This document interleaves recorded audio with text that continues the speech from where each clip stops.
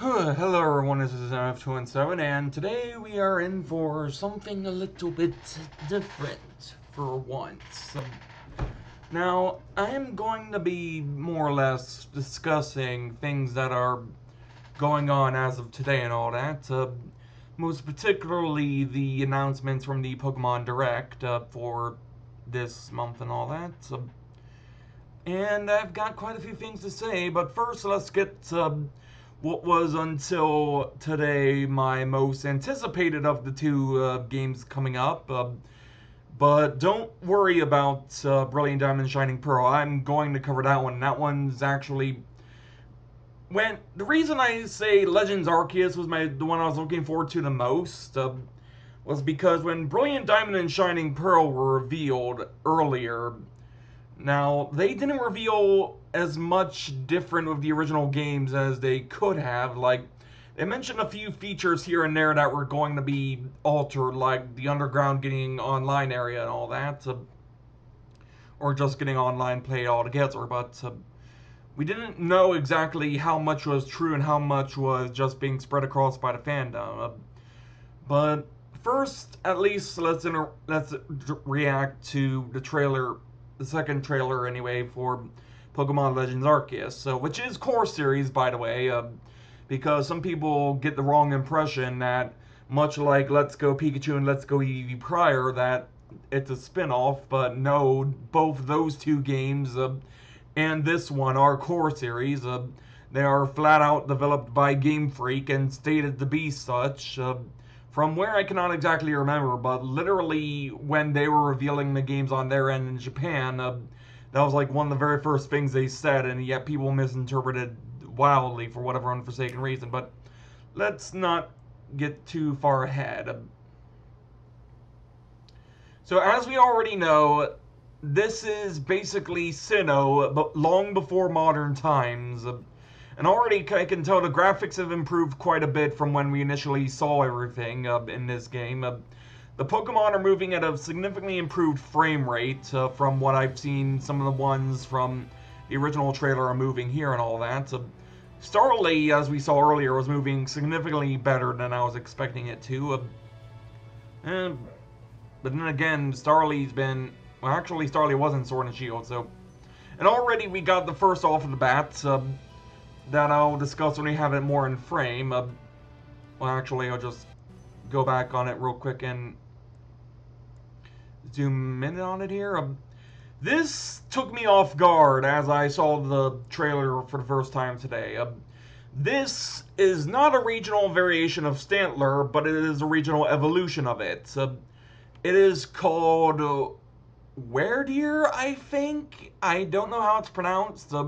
I don't really bother looking into that sort of stuff. I didn't watch the Direct itself. I just watched the two trailers that were released alongside it. And it is normal psychic, and it reminded me of this deer from a movie called Princess Mononoke. I'm not sure what the name of the actual deer from the movie was, but the overall way the antlers look and the giant neck and hair around it just reminds me of that deer, even though the color is more albino white or whatever. But more on that in a bit. And here we have Jubilife Village, or at least I think it's Jubilife Village anyway, which will later in the modern day become Jubilife City. And before we get too further ahead, this here, I cannot remember his name, but he is directly stated on the official website to be a distant ancestor of Professor Rowan. So if there's any similar appearance going on there, that's kind of the entire point. Now, Silene here, I believe, is, while not obviously stated outright, I'm judging based on her rather stern, sort of stoic look, that she may or may not perhaps be Cyrus's ancestor from Team Galactic.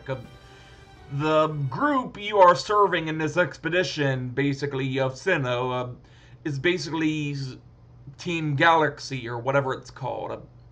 And there's a professor that is in charge of the one who gives you the Pokemon that we just see there. Cannot remember their name off the top of my head, but of course we got Cyndaquil, Rowlet, Oshawott, all personal good choices for me. Kind of makes it hard to decide which one I'm going to go with once the game comes out. And we've got more footage of... Actually, there was Chingling in this shot. Like, the Chingling looked like they... Even though you can only see them slightly, the frame rate on the Chingling looks significantly improved from the, like, 5 FPS Chingling we saw in the initial trailer.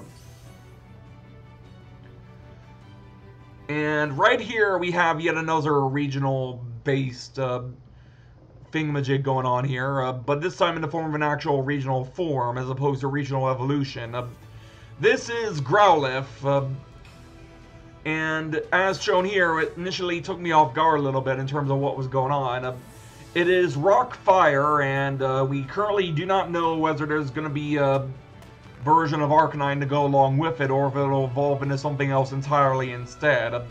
Because, keep in mind, some of the regional forms we got in Sword and Shield flat out foregone evolutions based on their existing ones for regional forms, and flat out gave us new ones altogether, i.e. Berserker and Runerigus.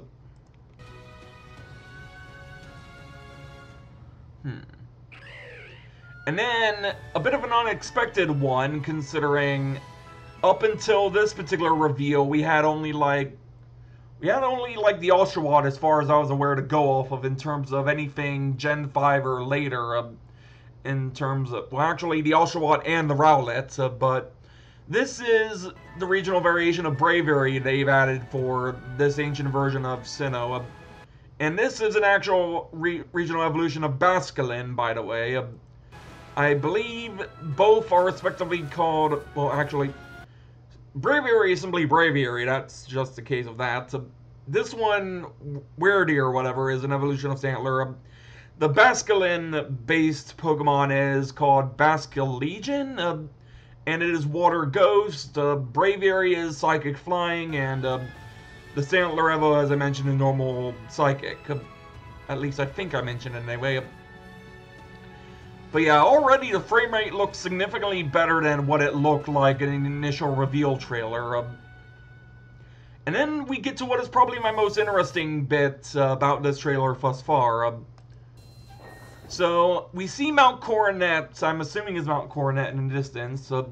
Something is going on in the sky there, and considering the title of the game itself, my personal idea of what's going on there, some sort of divine conflict between Arceus and possibly some other legendary that's in the same region, like most likely Giratina, I'd have to imagine, considering we were not exactly given an exact time frame over when Giratina was vanquished to the Distortion World by Arceus. And then, because of the divine conflict going over at Mount Coronet, beyond what humans can see at the moment, some Pokemon, some of the more aggressive ones, Ursaring, Gyarados, and Luxray, showcase that they will flat out attack the trainer if they are given the chance. This could also possibly impact other Pokemon as well.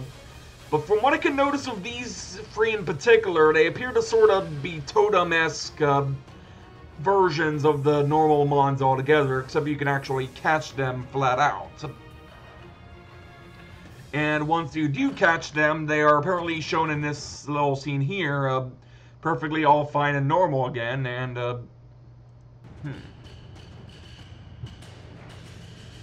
gathering berries, because crafting is going to be a thing, in this region, because you'll basically be using apricots and a few other items, among other things, to craft various types of Pokeballs. And I'm assuming with this little shot right here, that the glowing light and the wind emanating from it, I'd have to assume that's either Arceus itself right off screen, or some other form of legendary, like the Lake Guardians, I can imagine, being just shy off screen out of view like that. So that's honestly what I can think of in terms of what could be glowing and emanating such a powerful blast of air around them like that. So, okay. So something I do want to mention here regarding so there is the fighting styles that were shown here. It's basically an action time bar in terms of how the new styles are implemented.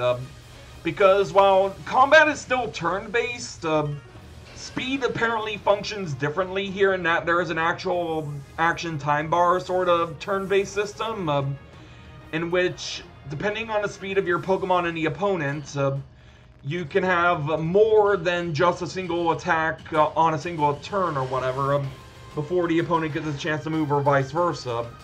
And the way to influence that, either in the favor of power or in the favor of speed, is in the form of two styles you can use, which sacrifice speed in favor of power or power in favor of speed.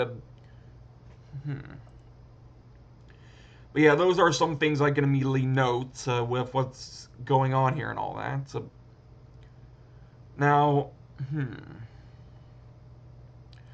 I do want to know one thing in particular, if I'm not mistaken. I might just be misremembering things, but in terms of Pokemon from outside the original Sinnoh Dex from Gen 4 and all that, in both versions of it, I do believe Ursaring was one of the ones that was not part of it, at least not until you got the National Dex in the same game. Then again, that goes for a lot of the Mons that are being present in Legends Arceus, but not to the same extent of what's... don't really know where I'm going with that, I'm afraid. Honestly, I wish there was more I could really say about Legends Arceus at the moment, but actually taking damage from Pokemon if you get hit, I kind of wonder if the trainer's going to have their own stats going on for them, as opposed to only certain things determining how much hits they can take. And there apparently will be fall damage from what I've heard. And obviously throughout this entire trailer, Weirdeer, Basculegion, and Braviary have been ridden for 3 different types of mounts: land mounts, water mounts, and flying mounts, like literally right here with Braviary, Basculegion, and Weirdeer. And apparently these enraged Pokemon are going to accompany more than just the free route just shown after that divine bolt of energy that was unleashed.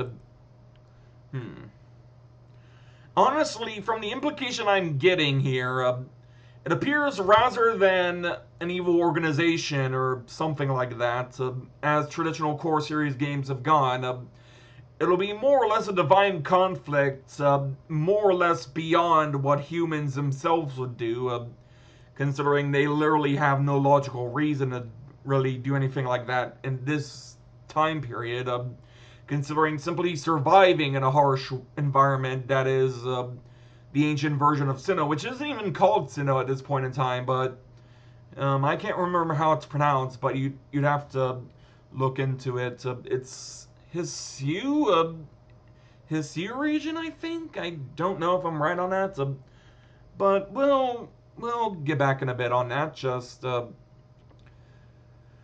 right, we are back, and we are now going to go into the Brilliant Diamond Shining Pearl trailer, and this one actually got my hopes up significantly for this set of games, because my expectations were fairly low for both the initial trailer and this one, but thanks to them actually showing more of what's different rather than being a one-for-one remake of the original Diamond and Pearl, for one, there are noticeable scenes where there appears to be trainer customization here, which will actually be outright shown later in the trailer, but noticeable things such as Lucas and Dawn being without their hats and their base outfits and all that I'm assuming is something new. And also, there will flat out be walking Pokemon with you again in this set of games, but it's only after a certain point, and part of me wants to say that certain point in particular would be the Hearthome City part of the game, considering Amity Square and all that, or whatever the name of the place was called. And something I want to make immediate note of here, with Rourke in the original and also Platinum, he was always a bit of a tough one for the fire starter, and usually the way to get around him if you happen to choose Chimchar was to evolve Chimchar into Monferno and deal with him accordingly, but in this bit here, we see Chimchar using a super effective move, I believe Power-Up Punch from what I can guess, and using it to KO, and using it to get through Rourke's gym battle and all that. So even before it goes into Monferno, it'll get something something more practical for it to use even before you evolve it. Which I don't really think is all that necessary, considering Monferno wasn't exactly hard to acquire by any means. But it does lessen the grind a bit, considering you do kind of have to go out of your way to grind for Monferno specifically if you want to use that against Rourke's gym and all that. But yeah, the style shop here. From what I can imagine, this is similar to what was seen in Let's Go Pikachu and Let's Go Eevee. And that character customization will be in sets of outfits as opposed to individual gear, like what was more present in X and Y, Sun and Moon, Sword and Shield, and all that. Not that I don't really mind it, considering I did. Some of the parts of the sets are still interchangeable even then, so you can still mix and match sets, even in Let's Go Pikachu and Let's Go Eevee, and I'm assuming the case will be the same here. At least I just want to hope that's the case. Who knows, to be perfectly honest. But this one actually caught my eye when I saw it, because one particular criticism I've had with the character designs for the player and Sinnoh was that they were all around fairly ill-suited for the cold weather. In the northern parts of Sinnoh overall, where Candace's gym is. And that was typically something that irritated me a little bit with Dawn, because her skirt was so short, and she had no, like, leggings underneath to really cover herself from the cold weather that was going in that particular part of the region. And also, Mount Coronet is also a snowy environment, so there's also that. And speaking of snowy environment, here we are with their original outfit and all that. But yeah, that snowy environment in particular is not actually any place we've already been to, not necessarily, but rather a part of what is now called the Grand Underground, in terms of the fact not only can the Underground be experienced with either local or online play, but you can now also visit various locations where certain Pokemon can be found, and in some cases, only specific Pokemon that don't appear anywhere else can be found there. Like, one of the screenshots, and please believe me on this, it shows a Sentret in one of these screens for one of these areas, and it's on the official website, and that kind of makes the whole Furret Walk meme about the Furret walking until the Sinnoh remakes are released kind of a bit more hilarious, to be honest, considering now Furret is basically confirmed to be in the game, which is yet another thing I should mention, considering the Ursaring bit I brought up in Legends Arceus trailer reaction and all that. So Sentret and Furret, I know for absolute fact, were not in the Diamond and Pearl Platinum regional decks. They were only in the national decks of those particular games. I know that because for that game, up until Heart Gold and Soul Silver, and beginning with Ruby and Sapphire, Sentret was given a very off-model, tannish gold sort of appearance in terms of its fur coloration. And Heart Gold and Soul Silver restored it to its original brown palette it had in Gen 2 proper. And the Sentret in the screenshot had the exact palette you'd expect from it in all media it's supposed to have anyway. And then going back here real quick,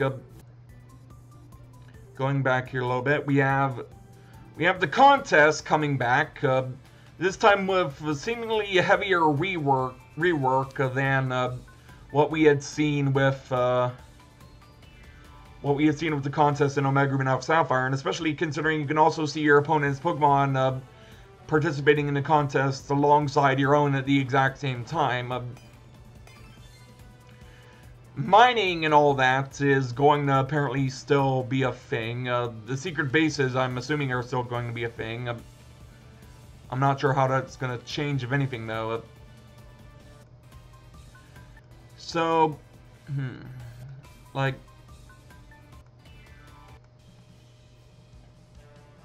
trying to see if there's anything else to bring up before moving on to the Team Galactic bits we see up in the bit after this part. So Team Galactic is yet again the main focus of the main villainous team and all that. Considering this is Sinnoh remakes and all, so of course they're going to be. The one thing I will say I have to give credit for, as opposed to what previous remakes have done, is actually staying faithful to the original designs of the characters overall, because that was something that kind of worn out its welcome a little bit by the time I got to Omega and Alpha Sapphire, because them redesigning the characters, it kind of made me just kind of feel like these were meant to be replacements, so to speak, of what came before, and it just kind of felt like it wasn't so much a remake, so much as a borderline in-name only version of what the original game was all that. Whereas with Brilliant Diamond and Shining Pearl, they maintain their own identity from the original versions of the games overall. And also one thing to bring up that's coming up in the last few moments of the trailer here. Manaphy is going to be given by Mystery Gift via online connection. Then apparently if you early purchase for the digital version, you'll get a gift code for 12 crit balls, similar to what they did in Sword and Shield, if I'm not mistaken. I could be wrong on how that was, though. And then I'm trying to see if there were any other Pokemon in particular that were anything noteworthy to bring up. So the one thing I do know regarding the walking Pokemon thing I should have mentioned, they will not immediately be able to follow you alongside you and all that, like they were in Heart Gold and Soul Silver. As I mentioned, they are unlocked to walk alongside you at a later point. Honestly, I'm expecting it to be a midi square when that becomes available as an option. But from what I've heard, all of the Pokemon that are in this game are going to be able to follow you around on the field and all that once that feature is actually unlocked. Now, of course, what's obviously going to be the big elephant in the room is, well, the bigger Pokemon and all that. Because Staraptor looked like it was significantly shrunk, or at least cheapified in its own way when it was shown here alongside Lucas. Because either I'm just misinterpreting how they rendered it, or because it's too far away a little bit, or even the Pokemon have chibi models on the field, maybe, I don't know. Now, I'm just still wondering how that's going to affect even larger Pokemon, like, say, the version mascots, like Dialga and Palkia. Like, those two are big in their own right, so... Like, Dialga in particular was a giant, considering the overall quadrupedal sauropod build and all that. So, the stickers and all that, basically are the seals from the original Diamond, Pearl, and Platinum. How that's going to affect compatibility of other games, I'd assume you'd have to remove them much like you did in the original games in order to either put them in the PC, maybe not that, in as long as they don't leave the game, I mean, but to transfer them to like Pokemon Home, which from what I've heard, Pokemon Home compatibility is going to be a thing with these titles, because they said, I can't remember which game it was for. I'm assuming it's going to be for both this one and Legends Arceus, but it'll be coming in 2022, with presumably Legends Arceus coming at a later point after these games get access to home compatibility first. Whether or not the Nature Mints and other factors like hyper training, the ability patch, I know the ability capsule is for certain going to come back, considering that item's at least been around long enough to be able to warrant being easily seen as being able to come back. Like, right, the only the only real hope I have for the battle facility so far is at least bring the battle tower and Palmer back, because that kind of is important with Palmer in that regard, considering, you know, he's Barry's father. So even if we don't get the remainder of the battle facilities, I at least want the battle tower and Palmer to remain intact. That is something I at least hope for.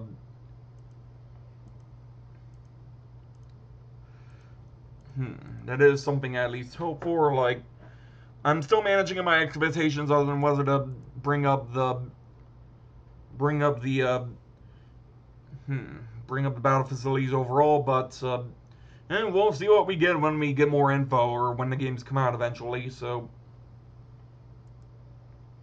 but yeah, even with this game, like, the graphics have definitely improved quite a bit since we initially saw the teaser reveal trailer for it. And the colors were kind of flat, so didn't really pop and all that in the original reveal trailer, but now they kind of feel like they actually pop and feel lively and all that, and the lighting during certain times of day and all that feels especially beautiful to look at. Like, already Twin Leaf Town looks significantly better than it did before. And I don't know about other parts of the game, but we'll have to see what other areas we still have yet to see proper overall, so...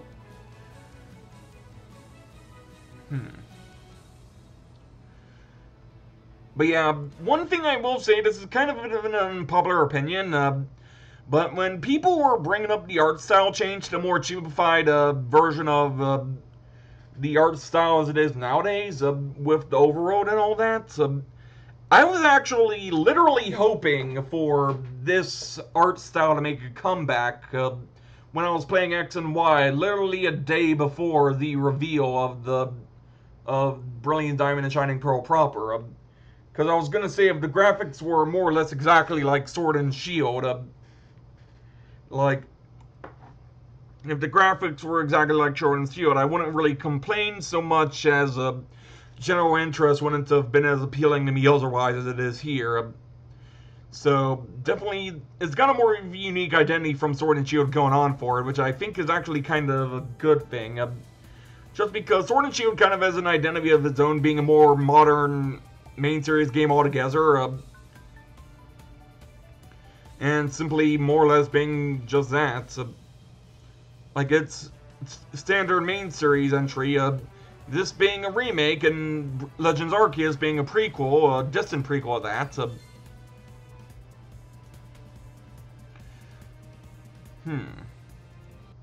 Now then, I'm not sure if there's anything else I need to bring up before I got to any particular point entirely or not, or whatever. I'm just pulling up Cerebi here real quick, because I'm not sure if I missed anything important.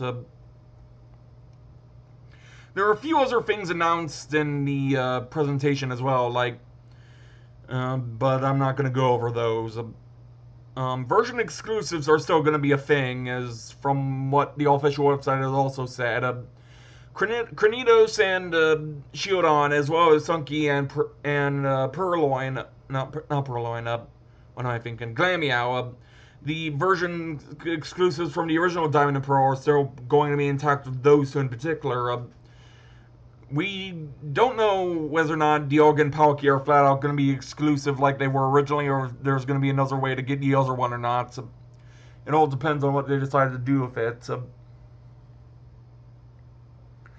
But yeah, so far everything's looking very, very, very good so far. Like, I'm liking what we're getting so far of the new information we have for both games. Again, everyone, you should really manage your expectations, considering what's been going on as of late.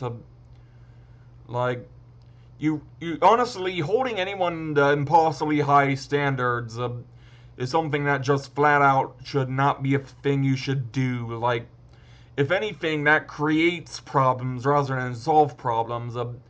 Because everyone had impossibly huge standards, even the developers, for Cyberpunk 2077, and look how that turned out. But yeah, yeah, there is mystery gifts apparently still in even Legends Arceus and all that. Internet distributions, Growlithe related outfit attire for the player is among them, and apparently in like, I'm not sure exactly where this is going to take place, but if you pre-order the game at certain retailers, you will receive a special kimono set based on Garchomp.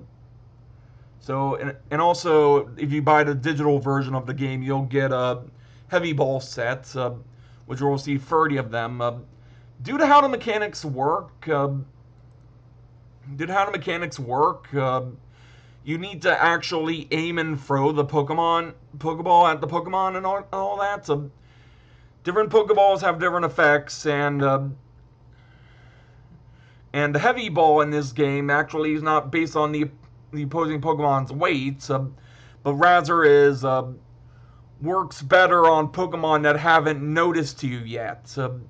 Meaning stealth actually does have a benefit to encountering Pokemon as opposed to just facing them in combat alone, because from the looks of it, all of the Pokemon that have been shown in the trailer thus far, aside from a few exceptions, mostly in regards to the fully evolved Pokemon, they were all fairly high level for all intents and purposes, and how exactly leveling is going to work in this game is kind of something I'm hoping to figure out at some point.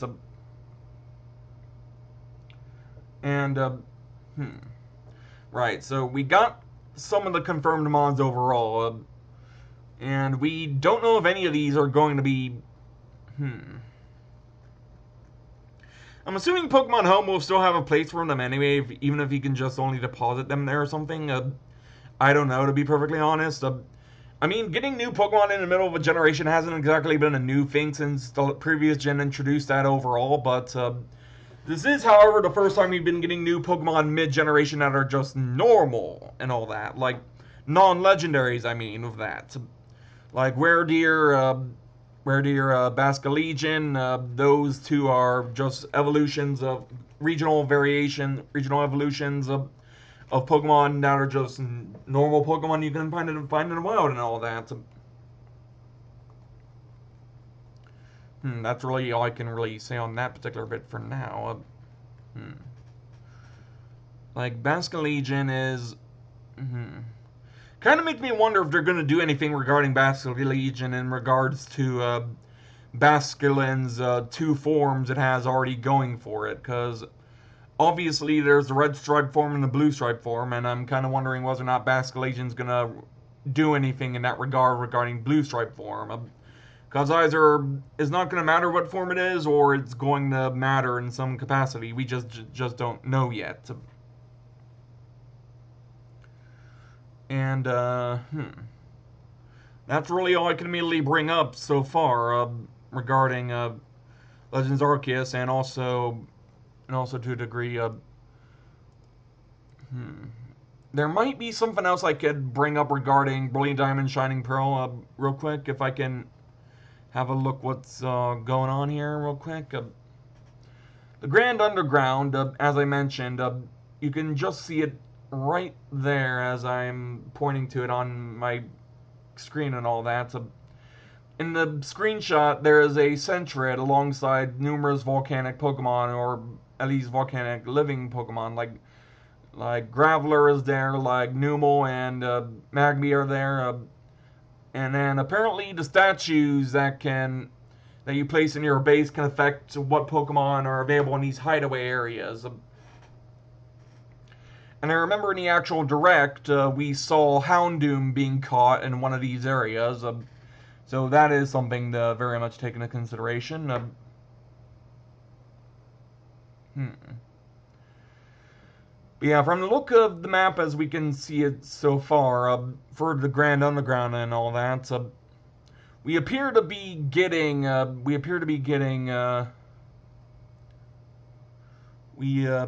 there doesn't appear to be a map screenshot for it here, I don't think. I'll try to see if I could pull something like that up real quick, but apparently that's not the case.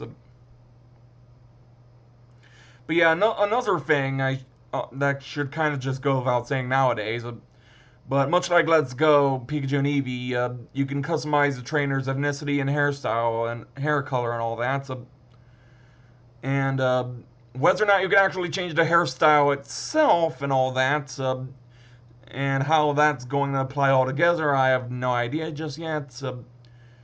But already, yeah, the graphics look significantly better than what we were first shown with some of these early screenshots here for Brilliant Diamond Shining Pearl back when the teaser was first shown. Like, Twin Leaf Town especially looks like it's significantly improved. If I can just pull up a screen from that, and I can just find the screen of that real quick to pull up here. Like, sorry if I'm a little get lost here. Like, again, a lot of the earlier areas that were shown off in the teaser and all that look significantly better visually now than they did when we first got to see them. Like, even here, for a direct comparison of that one screenshot we were just at, like, things have gotten significantly better. The lighting has improved significantly. Like, the lighting is just absolutely makes everything look gorgeous to look at. So, and that's really made everything look substantially better than it did before.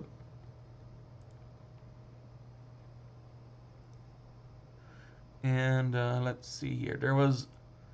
There's also this, again, emphasizing the lighting, making a drastic change for the better of everything here.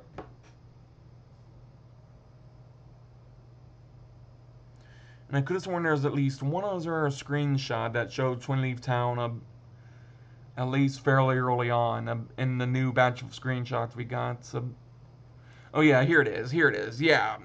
Yeah, that looks significantly better than what we were shown initially when the games were first announced. Like, definite improvement. Game Freak is actually listening to the criticism they have gotten over regarding Sword and Shield and all that. So, although it is kind of weird in a personal sense that Legends Arceus is getting confirmed to have regional variations and regional evolutions. Considering I can't help but think of a certain Pokemon that flies around, raking oblivion all across the area with its gigantic wings. What happened to these Pokemon in the present? Because a common fan theory going along as of late, until we got proof otherwise, that these regional variations and also the regional evolutions have, by modern times, gone extinct. And whether or not my little joking admission to having that headcanon associated with Yveltal in that regard, whether or not that's actually... Obviously, that's my own personal headcanon. Whenever a Pokemon disappears, is that Yveltal went on a rampage and sacked a majority of the region and the local Pokemon with it. Because that was my personal explanation I joked about for why the Pokemon introductions in X and Y were so small. Why the Pokemon introductions in... Actually, just X and Y in that case, because there weren't really as many Pokemon introduced in X and Y as opposed to every gen prior to then, because the smallest amount we had in terms of new introductions was 100 in Johto, and then Sinnoh introduced just shy a little bit over that, and Hoenn and Unova introduced a lot more in general overall. Like, I don't know, just compared to Unova, it was like a very small amount introduced as opposed to ones that were, like, the Dex was mostly comprised of old Mons, considering there are like 300, maybe 400 Mons in the Dex, but only like 70 or so new Mons.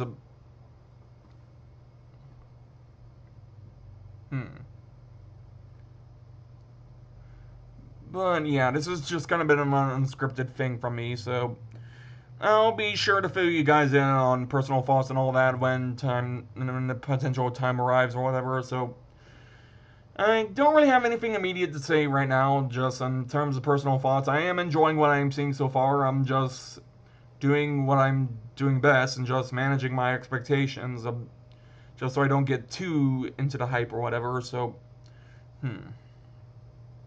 I wish I had more to say, but we'll just have to wait and see what time reveals to us over time. So, With that said, this has been MF217, and thank you in advance for watching.